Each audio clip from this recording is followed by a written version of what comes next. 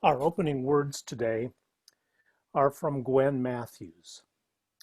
As December, one second, as December opens up before us, we welcome in the gift of reflection. We turn toward our holiday celebrations and search for common threads of meaning.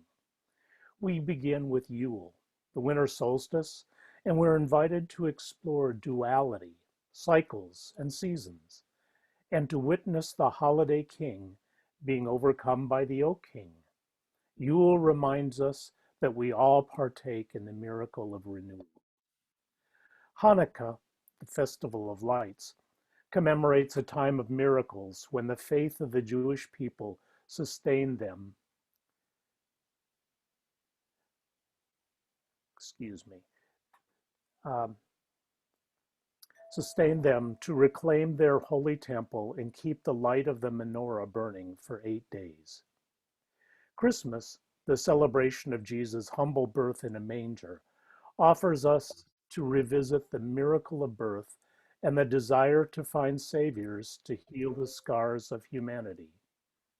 Here in our church, you are just as much a holiday miracle as the turning of the earth, as persistence and dedication to a faith, as the creation of each new life. We see the love you give to others, the space you create to hold one another's joys and sorrows, and the generosity and spirit you entrust to this community. You are the holiday miracle. This community is one of miracle makers, and each candle is a miracle. I want to welcome you all here this morning for our Zoom service. Although we are distant, we can be together here safely. It frankly isn't as good for me as in-person meetings, but it's the best we can do for now. My name is Barry Linden, and I'm your worship associate for this service. Following the postlude, we will have our joys and concerns where you may express what it is in your heart without it being recorded for later playback. After our service, we can all unmute ourselves and have some social time. This morning, following our fellowship time, at around 11:45 or so, we will have a meeting between the two groups that have been studying ways of transforming our hearts and becoming a radically welcoming congregation, especially towards trans people. You are welcome to attend even if you haven't attended the class, but you're especially invited if you have attended. Today's service is a little different, as you may have noticed, looking at the order of service. We will not have a sermon as such. Typically, we also have a Christmas Eve service, but instead we will not have one this year. Instead, we'll have celebrate significant days from three different faith traditions: Hanukkah, Solstice, and Christmas. This is a reminder why we often say Happy Holidays, as there are many different celebrations going on right now besides Christmas. Today we will have stories from Jewish, pagan, and Christian traditions celebrating the holidays this season. I hope you'll enjoy this time and find some spiritual meaning from each one of them. Each of them celebrates life and light, and now we'll have the lighting of the chalice. Paul, if you would do the honors.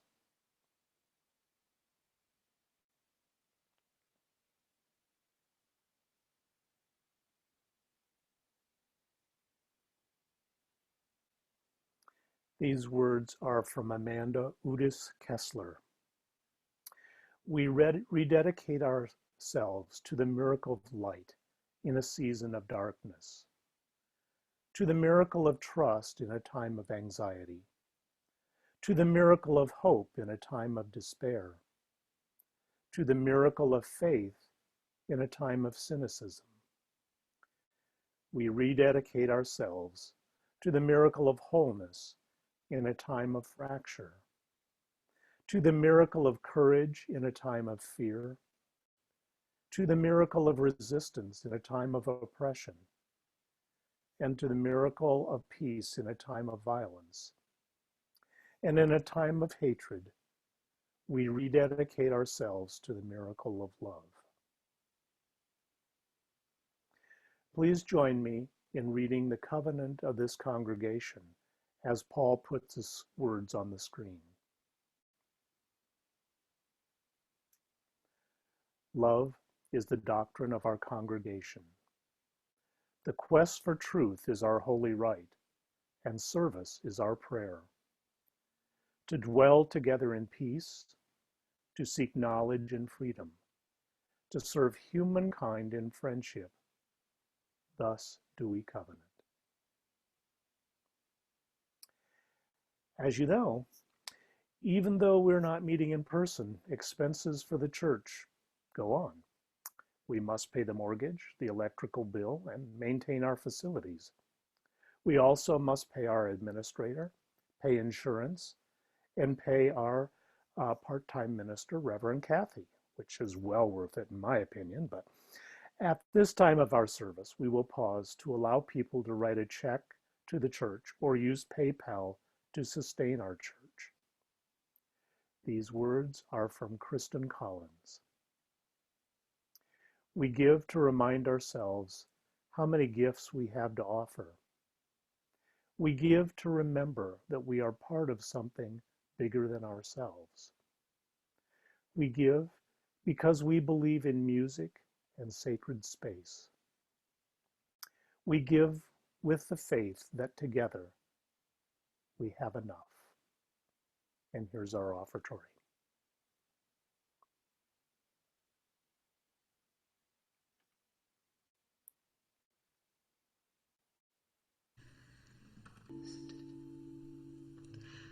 Merry Christmas.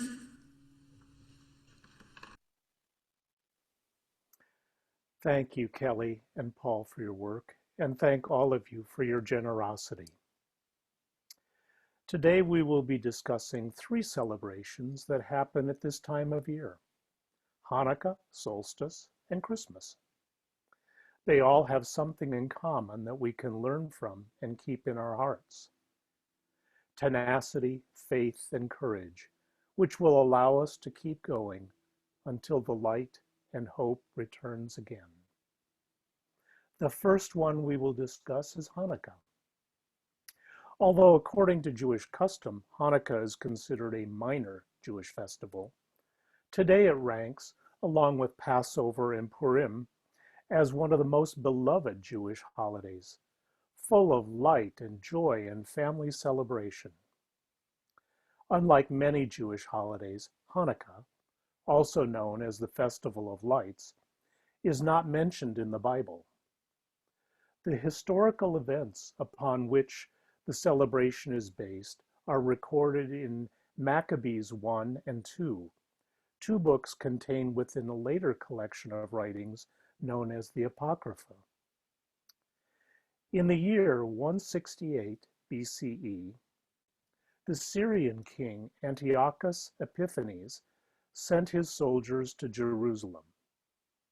The Syrians desecrated the temple, the holiest place for Jews at that time.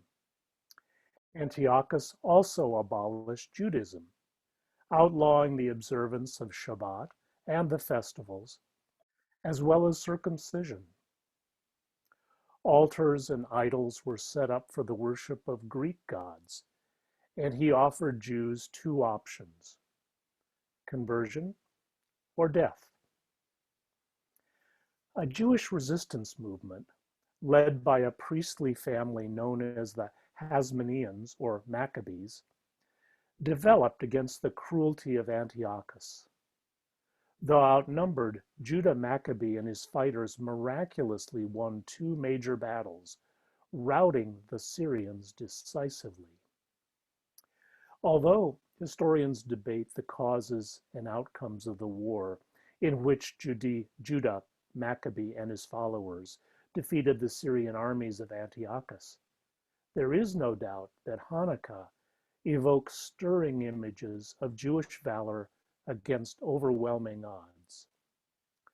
Other themes of the holiday include the refusal to submit to religious demands of an empire practicing idolatry, the struggle against total assimilation into Greek culture, and the loss of Jewish identity, as well as the fight for Jewish political autonomy and self-determination.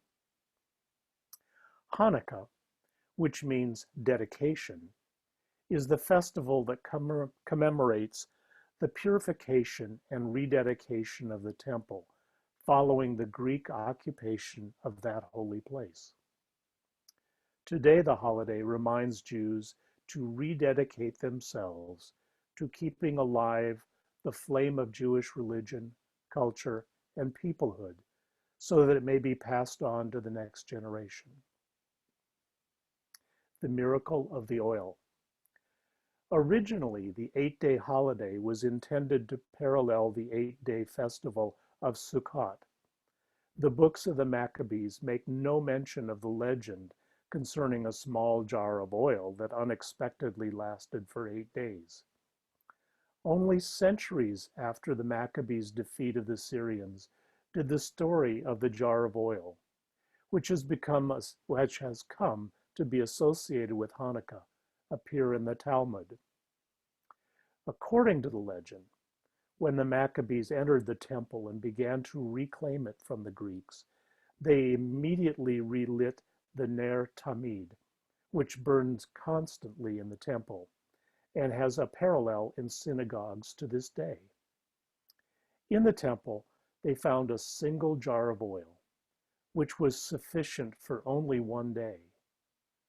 The messenger who was sent to secure additional oil took 8 days to complete his mission, and miraculously, the single jar of oil continued to burn until his return. The rabbis of the Talmud attributed the 8 days of Hanukkah to the miracle of this single jar of oil.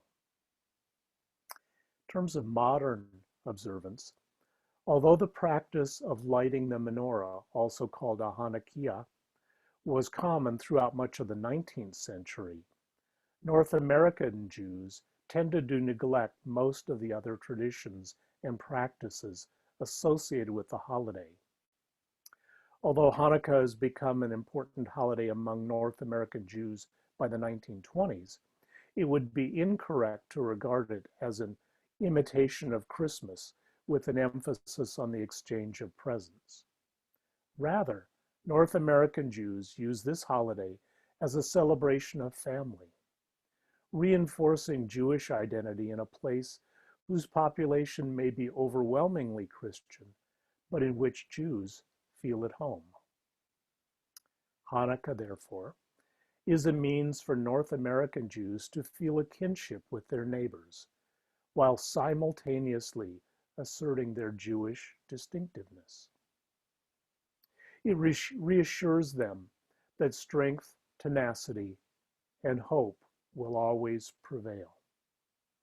Although Hanukkah is meant to celebrate Jewish strength, tenacity, and hope, it can certainly also serve as a beacon for all of us to remember to use our strength, our tenacity and faith in each other to get us through dark times.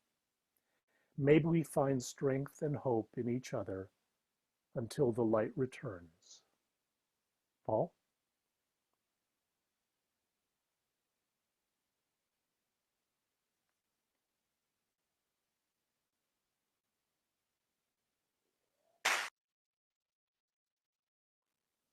Indeed, don't let the light go out. The next celebration we will discuss is Solstice, which has been celebrated since prehistoric times. This is the shortest day and the longest night. It is celebrated even today by most earth-based religions. Reverend Darren will read us a story about Solstice and its meaning for us today. Thank you so much, Barry. The story I'd like to share with you is called The Yule Fairies, a winter solstice story.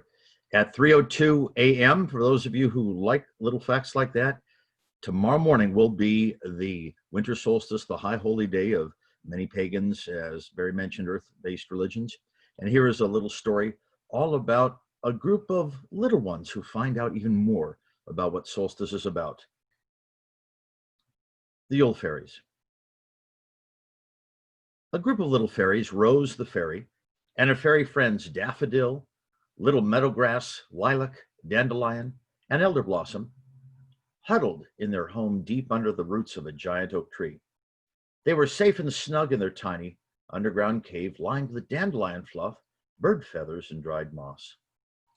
Outside, the wind blew cold and the snow fell softly down to cover the ground. "I saw the Sun King today," the fairy named Rose said as she pulled her mossy cloak tighter about her. "He looked so old and tired as he walked off through the forest. What's wrong with him?" "The great oak says he's dying," answered Daffodil. "Dying? Oh, what will we do now?" Little Meadowgrass started to cry. "If the Sun King dies, our little plant friends will not grow. The birds will not come and sing again. Everything will be winter forever." Lilac, Dandelion, and Elder Blossom tried to comfort their friend, but they were all very sad. As they huddled together, there was a knock at their tiny door. "Open up, fairies," called a loud voice. "Why are you hiding inside instead of joining us in our solstice celebration?" Rose opened the door, and the little gnome, Brown Nobby, pushed inside, shaking the glistening snowflakes off his brown coat and hat. "We are too sad to celebrate," Daffodil said, wiping her eyes. "The Sun King is dying. Have you heard?" "He's dead, you silly fairies." Brown Nobby's dark round eyes sparkled with laughter. "Now hurry, or we'll be late for the celebration." "Oh, how can you be happy and laughing?" Elder Blossom stamped her little foot and frowned at the gnome. "If the Sun King is dead, it'll be winter always. We will never see the sun again." "Silly little fairies." Brown Nobby grabbed Dandelion by the hand and pulled her to her feet. "There is a secret to the winter solstice. Do you want to know what it is?" The fairies looked at him in surprise. "Secret?" they all said. "What secret?" "We're only little fairies, you silly gnome. We've never been to a solstice celebration before." Come and see," said Brown Nobby. "Get your capes and come with me." Brown Nobby danced and jiggled around the room. "Hurry, hurry, don't be slow. To the sacred oak grove through the snow." He danced out through the door and disappeared. "What did that gnome mean?" Rose asked as she gathered up her cloak of dried rose petals, held together with cobwebs and lined with goose down. "I don't know, but the lady lives in that sacred grove." Meadowgrass pulled on her hat. "Perhaps we should go see the goddess. She'd explain what Brown Nobby was talking about." The fairies left their snug little home and trudged off through the snow towards the sacred oak grove. The forest was dark with only the light of the moon shining down through the thick fir branches and bare limbs of maple and hawthorn. It was very difficult for them to get through the snow because they were very, very small. As they waded through the wet snow and shivered in the cold, brutal wind, they met a fox. "Where are you going, fairies?" the fox asked. "To the sacred grove," they answered. They were cold and shivering. "Climb on my back and I will take you there swiftly," said the fox. He then knelt down so the fairies could climb up. Then he raced off through the dark. "Listen," Lilac said as they neared the sacred grove of trees. "Someone is singing happy songs. A lot of someone's." The beautiful music carried over the cold, still moonlit air. It was the most beautiful music the fairies had ever heard. The fox carried the fairies right to the edge of the stone altar in the center of the grove, then knelt down. "Look," said Elder Blossom as they slid to the snow-covered ground. "There is the maiden and the mother and the old wise crone and many other little people. They're all smiling and happy," said Lilac as she looked around at the creatures. "All the animals are here too," whispered Dandelion. "Why are they all looking at the mother?" The fairies moved closer to the three ladies seated on the stone altar. The mother held a bundle close in her arms, smiling down at it. The maiden reached down and took the fairies gently in her hands. She held them close to the mother so that they could see what she held. "A baby!" the fairies cried. "A new little baby! Look how he glows!" "He is the new born Sun King," said the maiden, smiling. "But Brown Nobby and the old oak tree said the Sun King was dead," the fairies answered her. "How could this little baby be the Sun King?" "That is the great secret of the winter solstice," she said. "The old wise one touched the baby's cheek with her wrinkled hand. Every year, the Sun King must come to the sacred grove during the darkest days of winter where he dies. I take his spirit to the mother, who gives him new life again. This is the way for all creatures, not just the Sun King. You mean everything lives and dies and lives again? The fairies looked around in wonder at the small baby Sun King nestled in the arms of the mother. Yes, little ones, answered the wise old crone. There is never an end to life. This is the great mystical secret of the winter solstice. The fairies all laughed because they were so happy. I think the little Sun King should have gifts, said Rose. I will show him where the wild roses bloom in the early summer. And I'll teach him to call the birds and listen to the songs of the wind, exclaimed Dandelion. When he's older and stronger, said the mother, then the flowers will bloom at his touch, the birds will return to sing their songs, and the air will be warm from his breath, and winter will be gone for a time. Then the Sun King will run and play with you in the forest. The little fairies sang to the baby Sun King songs of the coming spring, the sweet-smelling flowers, the bumbling bees, and all the secrets of the forest.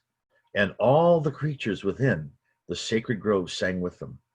Then the little fox took them back to their snug home under the roots of the giant oak tree, where they dreamed and dreamed wonderful dreams, waiting for the warmth of spring and the fun they would have with the little Sun King.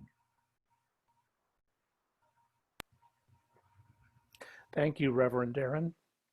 We will now have a song, The Holly and the Ivy, to go along with that story.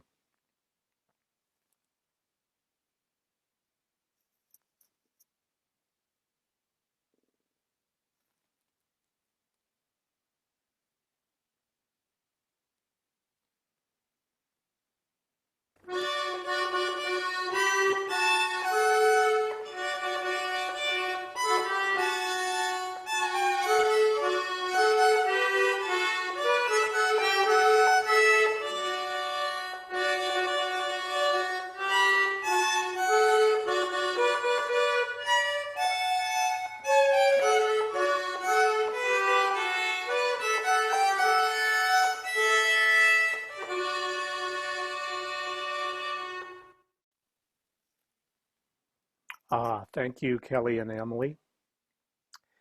The next day of celebration to talk about is Christmas. Again, the theme is hope and the possibility of rebirth and rejuvenation. Marika will read from Luke 2 for the traditional story of Jesus' birth.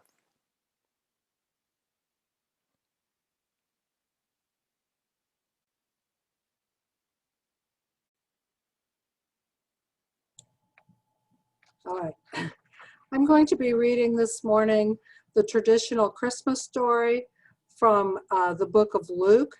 I'll be reading chapter 2, verses 1 through 20 of the King James Version. And it came to pass in those days that there went out a decree from Caesar Augustus that all the world should be taxed. And this taxing was first made when Cyrenius was governor of Syria. And all went to be taxed, every one to his own city. And Joseph also went up from Galilee, out of the city of Nazareth, into Judea, and unto the city of David, which is called Bethlehem, because he was of the house and lineage of David. He was to be taxed with Mary, his espoused wife, being great with child. And so it was that while they were there, the days were accomplished that she should be delivered. And she brought forth her firstborn son, and wrapped him in swaddling clothes, and laid him in a manger, because there was no room for them in the inn. And there were in the same country shepherds abiding in the field, keeping watch over their flock by night. And lo, the angel of the Lord came upon them, and the glory of the Lord shone round about them, and they were sore afraid. And the angel said unto them, Fear not, for behold, I bring you good tidings of great joy, which shall be for all people. For unto you is born this day in the city of David a Savior, which is Christ the Lord. And this shall be a sign unto you. You shall find the babe wrapped in swaddling clothes, lying in a manger. And suddenly there was with the angel a multitude of the heavenly hosts, praising God, and saying, Glory to God in the highest, and on earth peace and goodwill toward men.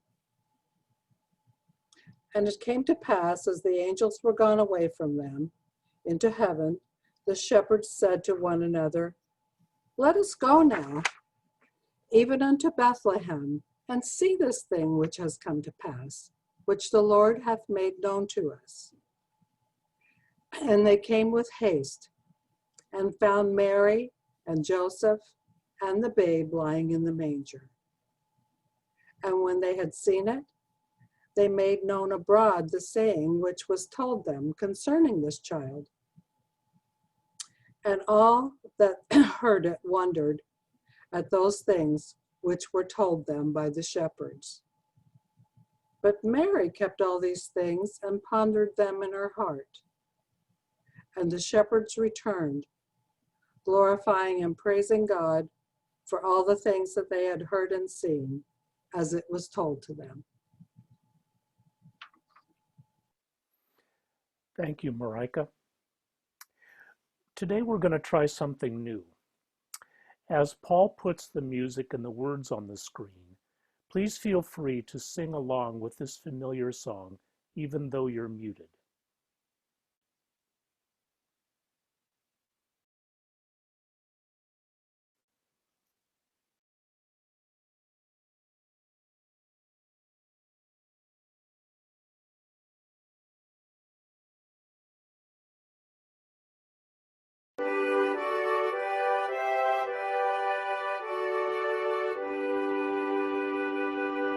Angels we have heard on high, sweetly singing o'er the plains, and the mountains in reply, echoing their joyous strains.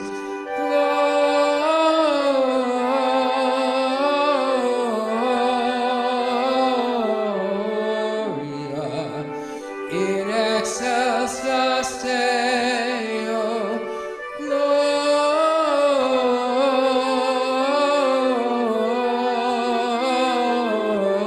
Gloria in excelsis Deo.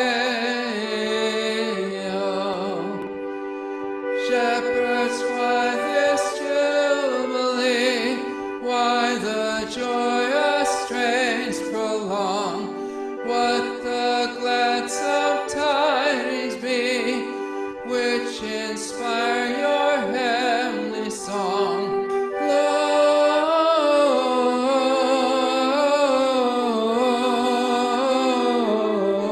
Gloria in excelsis Deo, Gloria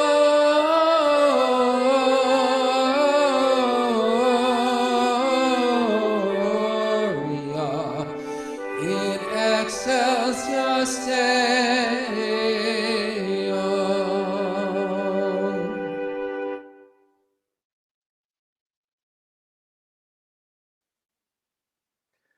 Thank you, Paul and Rocky. And if you enjoyed doing that, singing along, even though we were all muted, just let us know and we can maybe do that again. As I extinguish the chalice, please read with me our mission statement as Paul puts it up on the screen.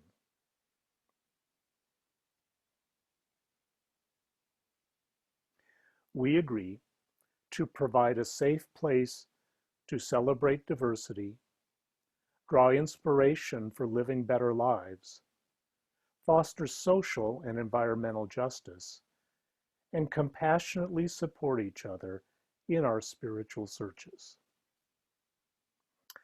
I want to thank everyone who participated in this service.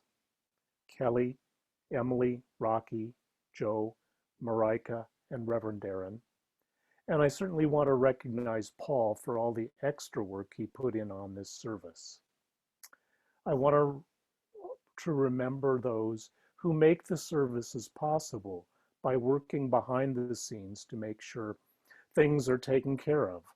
I want to thank Paul again for recording the music and putting together the order of service and the words and music to be used in each service. I want to thank the board, Mark Oler King, our treasurer, for paying the bills, Jan, our administrator, Noel for taking care of our facilities, and all the others who serve on committees or do the 1,000 little things that need doing that make our church a special place. As our service draws to a close, please remember that there is hope. The days will get longer again. There is the chance for rebirth and rejuvenation, that persistence and faith in a community will get us through tough times. I wish for all of you a blessed solstice, a happy Christmas, and peace and health in your lives. Thank you for being here and for participating in this service. We will now have our postlude, followed by joys and concerns and our fellowship hour, and we'll stop the recording now.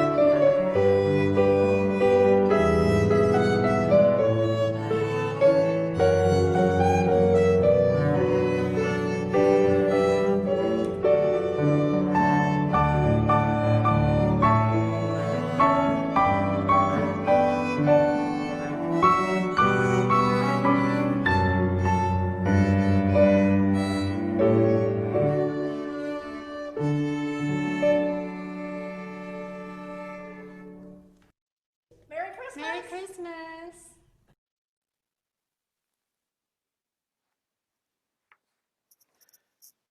Thank you, Joe and Kelly and Kristen, for that music.